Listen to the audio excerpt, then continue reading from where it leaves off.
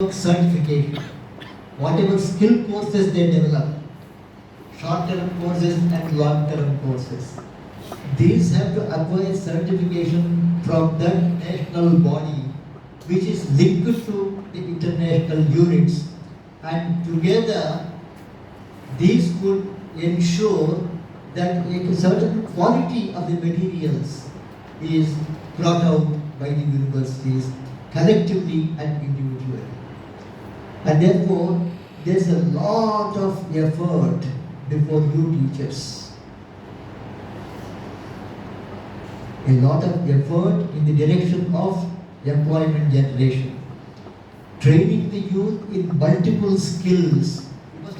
You must be reading a great deal about artificial intelligence, about machine learning, and all these things, and the innovations they are bringing about in various fields of employment and life altogether.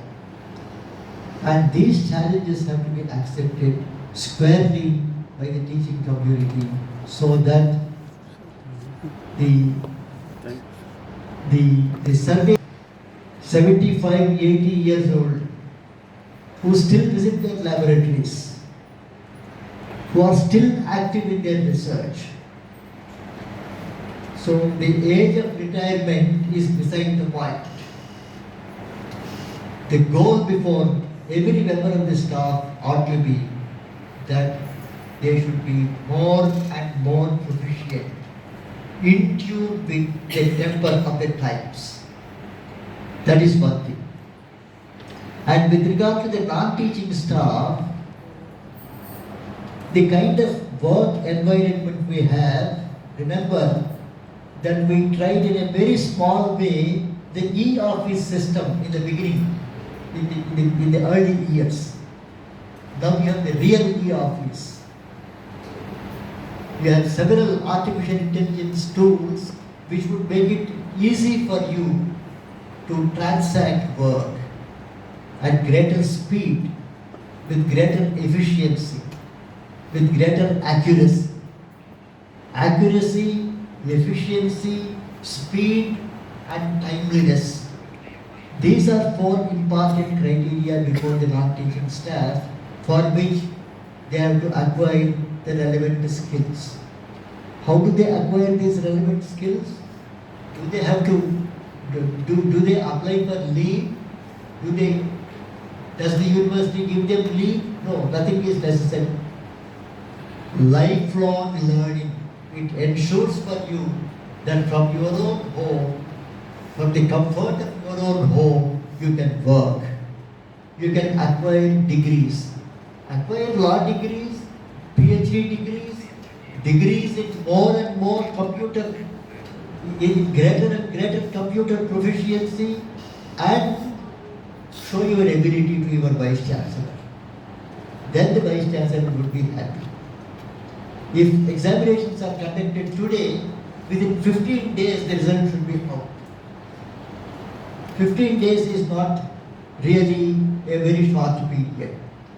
That should be the attitude, that should be the work efficiency I would expect this institution to develop and showcase to the rest of the university system by acquiring the necessary computer skills.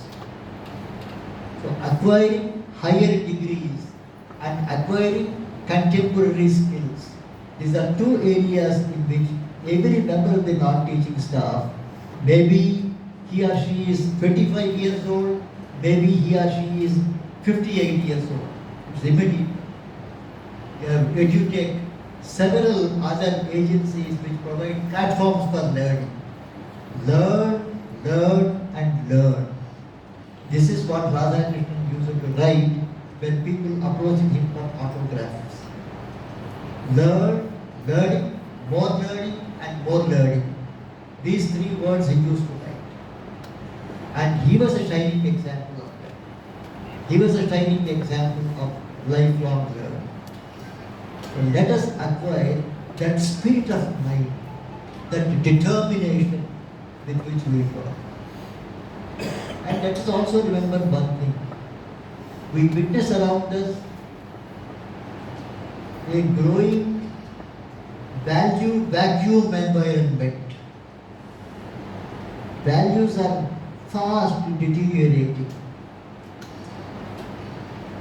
Against that background, we should be a shining example of a value embodiment as an institution. Again, Dr. Radhakrishnan said in one of his speeches a very significant statement by referring to the crisis of character the country is suffering from. He said, Gandhi is an example of the conscience of the future citizen of the country. The conscience of the future citizen of the country. Imbibe some of those Gandhian values and become real, exemplary men and women in society. That's my appeal to all of you. Thank you very much. Thank you for all the warmth and affection you have shown. And in those early years, I used to be in touch with regularly two Bharat award winners. One of them was M.S. Swaminathan. I used to send our newsletters to him. I used to send whatever development in the scientific area we made in the department to him. And I used to get acknowledgement from him. He used to be very warm and encouraging. And then another person was C.N.R. Rao. I met him 2 or 3 times. And once when I invited him to deliver a lecture, he said, Professor Rao, I am no longer interested in delivering lectures. Conduct a science exhibition. In the morning, from 9 o'clock to 1 o'clock, I would go around the exhibits. And in the afternoon at 4 o'clock, I would deliver a 1.5 lecture on how to innovate on the experiments we have demonstrated. But we lost that opportunity because the district administration did not come forward. That is one of the most unfortunate situations we face in Delhi. So, but the spirit should be undying. With that undying spirit of ever and ever be in search of innovations, enterprise, let us pursue our collective goal. Thank you very much.